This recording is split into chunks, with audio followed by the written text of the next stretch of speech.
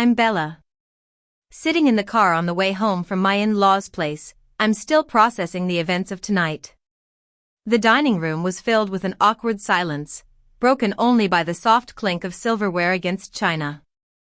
My mother-in-law, Helen, sat there, her fork frozen halfway to her mouth, eyes wide in shock. Her husband, George, stared at me as if I were a stranger.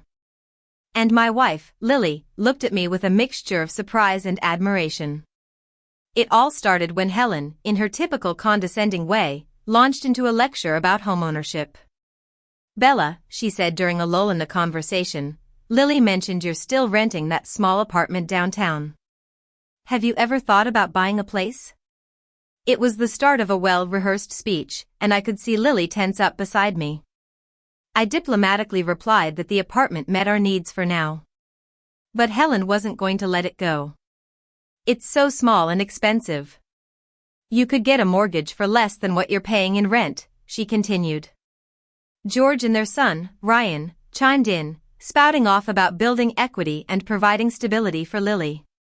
Lily tried to defend me, saying we were happy with our living situation.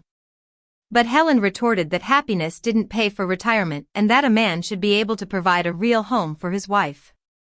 Ryan, a self-proclaimed real estate enthusiast, even offered to show me some starter homes in our price range. I listened patiently, sipping my wine. Then, when Helen proudly declared that they had built equity in their home for years, I decided it was time to reveal the truth. "Actually," I said slowly, "according to my records, you've been renting this house for the past 8 years, not building equity." The room fell silent.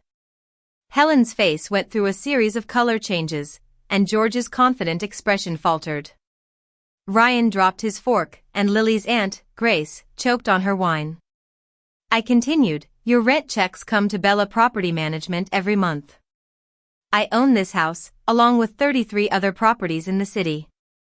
The total portfolio value is approximately $12,700,000.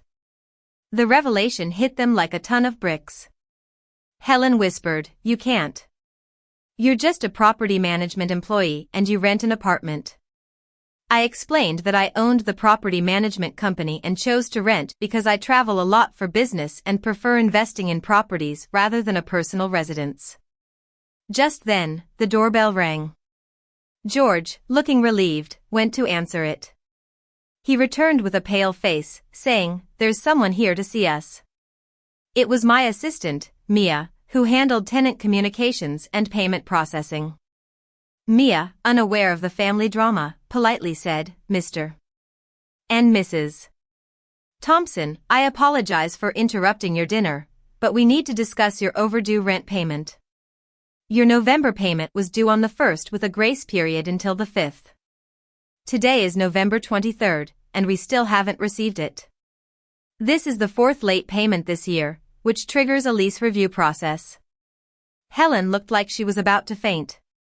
George slumped into his chair, saying they could pay tomorrow. Mia, consulting her tablet, replied that's what they'd said the previous 2 months. I intervened, saying, "Mia, this is my wife's family. Let's discuss payment arrangements after dinner." Mia was surprised but agreed and left to wait in the car. The room was filled with an even more uncomfortable silence. Lily looked at me and asked, "You're Bella, as in Bella Property Management?" I confirmed, explaining that I'd used my middle name socially to avoid complications. Helen asked, "How long have you known we were your tenants?" I told her since before Lily and I started dating. I recognized the address when she gave me directions to pick her up. Ryan shook his head in disbelief. "So, all this time, we've been giving you real estate advice when you're our landlord?" I nodded. After that, Helen and George went outside to talk. Lily and I were left alone at the table. She asked, "Why didn't you tell me?" I replied, "Would it have changed anything between us? I'm still the same person you married, just with more real estate than your family realized." She was quiet for a while, then said, "They're never going to recover from this, are they?" I told her they'd adapt. People usually do when their assumptions are challenged. When Helen and George came back, they apologized. Helen said, "We made assumptions about you without knowing the facts. That was unfair and rude.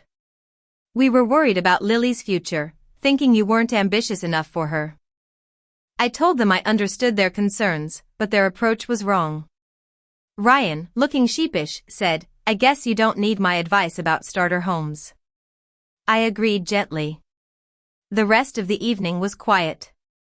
The family slowly regrouped for dessert, but the atmosphere had changed.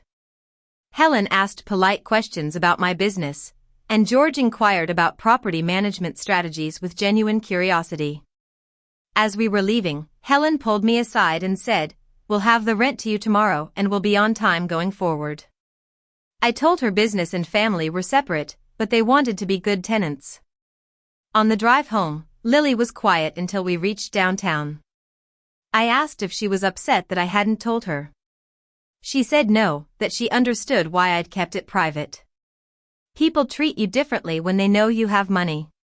She then laughed and said, "My family really embarrassed themselves, didn't they?" I replied, "They showed they care about your future."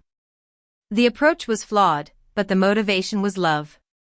When we got home, Lily asked, "What happens now?" I told her nothing changes between us. Her family might treat me differently in the future, but that was their adjustment. And Mia would work with them on a payment plan if needed. That night, as I lay in bed, I thought about how assumptions can cloud our judgment. The Thompsons weren't bad people, they were just worried about their daughter. And I hoped that from now on, family gatherings would be less stressful, as they'd learned that success comes in many forms. Let me take you back to the beginning. I've been married to Lily for 3 years. Her family, the Thompsons, is very status conscious. Helen works as a school administrator but acts like a high-level executive. George runs a small local shop but presents himself as a big-shot businessman. Ryan is a part-time fitness coach who fancies himself a fitness mogul. They live in a rented 4-bedroom house in an upscale neighborhood, driving leased cars and trying to keep up appearances. They always look down on me because I seem like an ordinary property management employee living in a small apartment. I own Bella Property Management, which has been successful for 6 years. I prefer to keep my business private to avoid complications in personal relationships and to assess people's true characters without the influence of financial motives. On that fateful Thanksgiving, I received a text from Helen, "Family Thanksgiving at our house this year. 4 p.m. sharp. Don't be late." I locked my desk drawer filled with lease agreements for my 34 rental properties and went home to pick up Lily. She was waiting for me in our apartment, looking beautiful in a blue dress she'd chosen to please her mother. "Ready for the annual interrogation?" she asked, half joking. I said I'd survived 2 years of it and could handle one more. When we arrived at the Thompsons' house, the driveway was filled with cars. Ryan's flashy sports car, Grace's luxury SUV, and a cousin's large truck were all there.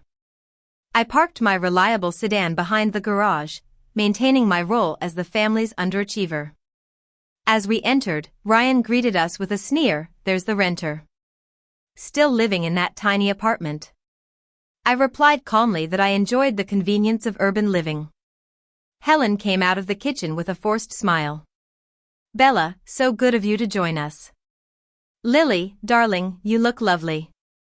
It was clear that Lily was the family member, and I was just a guest whose presence was noted, not celebrated. During dinner, the conversation was predictable. People talked about promotions, new cars, and expensive vacations.